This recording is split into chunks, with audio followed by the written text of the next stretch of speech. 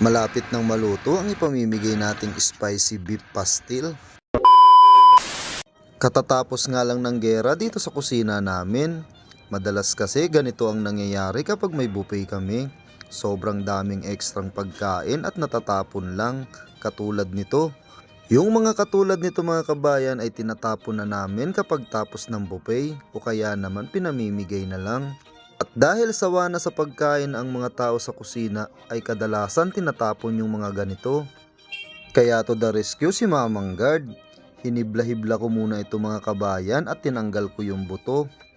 Gagawin natin tong spicy beef pastil. Ano yung magiging beef pastil natin mga kabayan? Pamimigay ko to after maluto.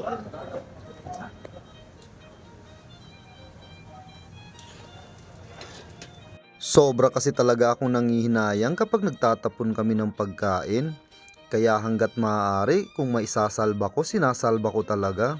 Katulad ngayon, kita nyo naman. Sobrang daming mapapasaya nito mga kabayan.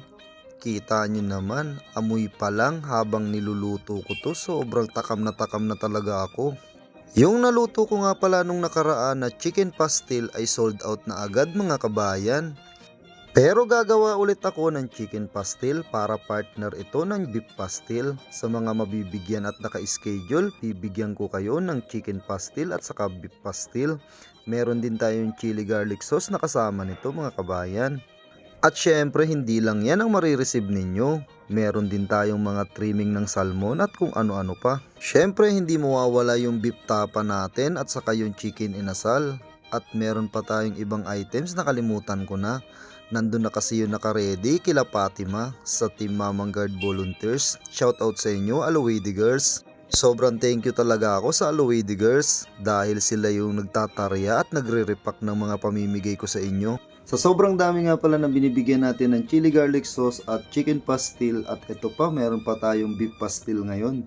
Ang problema namin mga kabayan ay nauubusan kami ng mga lagayan katulad nito. Kaya kung meron kayo dyan or meron kayong mapoprovide o madodonate kay Mamang Guard, baka pwede nyo namang i-donate para makatulong kayo. Mabilis kasing maubos yung mga lagayan natin mga kabayan. Sobrang dami kasing nire-repack nila para ipamigay sa inyo. So sa mga madideliveran dyan, baka naman pwede kayo mag-provide nito or mag-donate nito kay Mamang Guard. 101% kasing libre lang ito mga kabayan at wala kaming hinihingi kahit piso o 1 real sa inyo. Kaya please baka meron kayo dyan, mag-donate kayo kay Mamang Guard ng mga gantong lagayan. Pero may nakapagsabi sa akin na sa kamsa-kamsa daw nila to nabibili. So baka naman may malapit na kamsa-kamsa dyan sa inyo, pwede nyo akong bilhan o mag-message lang kayo kay Mamang Guard.